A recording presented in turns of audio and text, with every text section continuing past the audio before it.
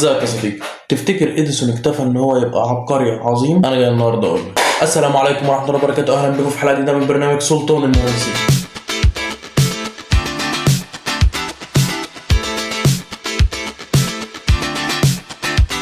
بعد كل الاختراعات اللي اخترعها موقفش وقال خلاص انا نجحت، بالعكس دي كانت بداية نجاح جديد. تقدر تقول ان اديسون فهم اللعبة بدري شوية وقدر يفهم ان الاختراع لوحده مش هيغير العالم، لازم نحوله لأصول بتدخل فلوس. الراجل ده ما كانش اذكى مهندس ولا كان احسن عالم وقتها، ولكن الراجل ده كان عنده ذكاء راجل بيزنس، وازاي يقدر يحول كل اختراعاته إلى أصول تدخل له فلوس ويبقى رجل من أعظم بيزنس مان وقتها. وأول خطوة عظيمة عملها هو تأسيس المنلو بارك، المختبر اللي اتكلمنا عليه قبل كده في الحلقة الأولى. ده كان مختبر عظيم كان لامم فيه الكيميائيين والمهندسين والفنيين وخزنة تمول ومساحة يشتغلوا عليه. الراجل بدأ يشتغل كبزنس مان وعرف ازاي يستغل السوق لحسابه. السوق عايز ايه؟ السوق ايه اللي هيفيده وايه اللي هيجذب الناس عشان يشتروا. اديسون كان عنده مبدأ العمل الجماعي. زمان كان المخترعين بيقعدوا يشتغلوا لوحدهم لساعات طويلة جدا، ولكن تقدر تقول كده ان اديسون عمل تيم كامل تحت كده، وكان دايما بيمشي معاهم بجملة واحدة: العبقرية بتساوي 1% الهام و99% مجهود. وده طبعا كان بيشحن التيم كامل للعمل، وده كان بيخليهم يشتغلوا اكتر من 18 ساعة. راح اديسون يلف على الممولين والمستثمرين ورجال الاعمال والمصانع، وبدأ يقنعهم ان المستقبل في الكهرباء. وهنا بدأ شركته اديسون الكتريك لايت. اديسون ما اكتفاش انه يبيع المصابيح، لا، عمل منظومة كهربائية كاملة ليه في السوق، من اول لوحات التحكم ومحطات الكهرباء، محطات التوزيع، الكابلات والعدادات. لو كنت عايز كهرباء سنة 1884 كان لازم تروح لاديسون، هو اللي بيبيع من اول السلك لغاية اللمبة. يعني لو كان في مشاكل ما بينك وما بين اديسون ما كنتش هتدخل كهرباء في بيتك. طبعا بعد ما شركات اديسون بدأت تكبر وتدخل ملايين، هنا نفوذه بدأت تكبر وبدأ يشتغل مع حكومة، رجال سياسيين، مستثمرين كبار، رؤساء مجلس إدارة. الراجل نفوذه كبرت جدا، في نفس ذات الوقت خصومه بدأت تزيد. بس هنا الشخصية اتحولت من مخترع لرجل أعمال. بس طبعا زي ما انت عارف يا صديقي ان كل نجاح وراه ضريبة، وضريبة اديسون انه دخل حرب مع واحد من اعظم العقول في التاريخ وهو تسلا. تسلا اشتغل شوية مع اديسون، ولكن تسلا كان عنده فكرة وهي التيار المتردد وشايف ان هو ده المستقبل، ولكن اديسون كان بيحارب الفكرة دي وكان رافضها تماما، وكان شايف ان التيار المتردد ده بيهدد استثماراته ونجاحاته. اديسون كان بيعمل اي حاجة عشان يثبت ان التيار المتردد غلط. كان بيجيب حيوانات ويموتها بالتيار المتردد، وكان بيحارب كل الشركات وبيعمل حملات تشويه لكل الشركات اللي بتدعم التيار المتردد، وده كله عشان يحافظ على مشروعه التجاري. ولكن في الاخر العلم اللي انتصر والتيار المتردد هو اللي انتصر. الحقيقة اللي محدش يقدر ينكرها ان اديسون كان عبقري، ولكن الحقيقة برضو اللي محدش يقدر ينكرها واقوى ان اديسون كان رجل اعمال شرس.